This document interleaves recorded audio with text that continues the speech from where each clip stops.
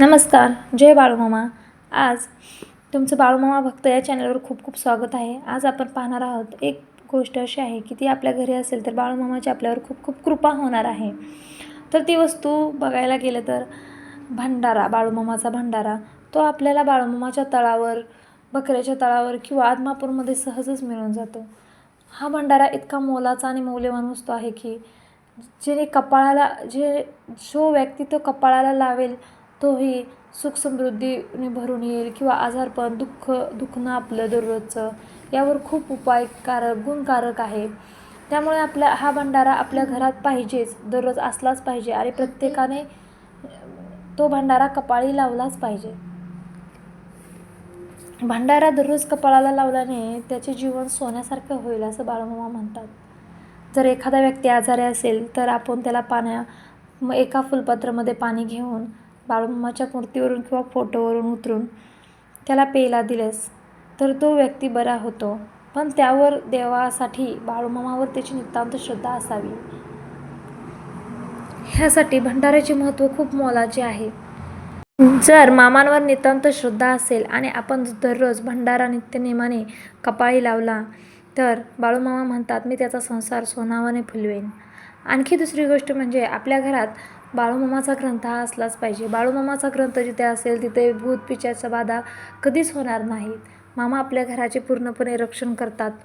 त्यामुळे आणि दररोज बाळूमामाच्या ग्रंथातील एक एक अध्याय नेमस्त वाचावा. त्याने मनाला शांती, मानसिक त्रास कमी, आपल्यावर कर्ज होण्याची शक्यता कमी होते. कारण आम्हाला तर खूप बाळूमामाचे चमत्कार अनुभवले आहेत. तुम्ही पण एक बाळूमामाचा ग्रंथ घ्या, त्यामध्ये एक एक अध्याय वाचला तर नियमितपणे तर खूप त्याचे चांगले परिणाम होतात. म्हणून मी तर सांगेन की बाळूमामाचा भंडारा आणि बाळूमामाचा ग्रंथ हे दोन्ही आपल्या घरी असलेच पाहिजेत. आणि ते नित्यनेमाने बाळूमामाचे स्मरण केल्यास, आपण त्यांच्या नावाचे स्मरण केल्यास आपल्याला बाळूमामाची प्रचिती येऊ शकते.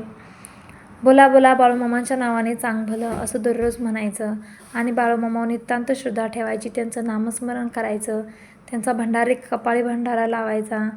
मग आपल्याला त्याचे फरक जाणवू लागेल. आपण बकऱ्यामध्ये गेल्यावर किंवा आदमापुरास गेल्यावर आपल्याला समजेल की दर्शन घेतल्यानंतर तिथे पटकन भंडारा लावतात. त्यामुळे आपल्या अंगात सकारात्मक एनर्जी येते, नकारात्मक एनर्जी दूर जाऊन सकारात्मक येते आणि देवापाशी असं प्रसन्न वाटतं. त्यासाठी घरी आपल्याला तसं वाटायसाठी आपण प्रत्येकाच्या आपल्या घरामध्ये भंडारा हा असलाच पाहिजे. आणि त्याबरोबर बाळूमामाचे ग्रंथही खूप पॉझिटिव्ह एनर्जी देते. ते वाचल्यानंतर मनाला खूप प्रसन्न वाटतं. निगेटिव्ह एनर्जी पूर्ण दूर होते घरातून आणि प्रसन्न असं वातावरण राहतं. त्यासाठी मी तर एवढंच सांगेन की आपण बाळूमामाचा भंडारा आणि बाळूमामाचा ग्रंथ हा घरात ठेवला पाहिजे आणि घरात ठेवूनही ते थोडा थोडा वाचलाही पाहिजे दररोज. बोला बोला बाळूमामांच्या नावानं चांग भलं, बोला बोला बाळूमामांच्या बकऱ्याच्या नावानं चांग भलं, बोला बोला बाळूमामांच्या नावानं चांग भलं. जय बाळूमामा.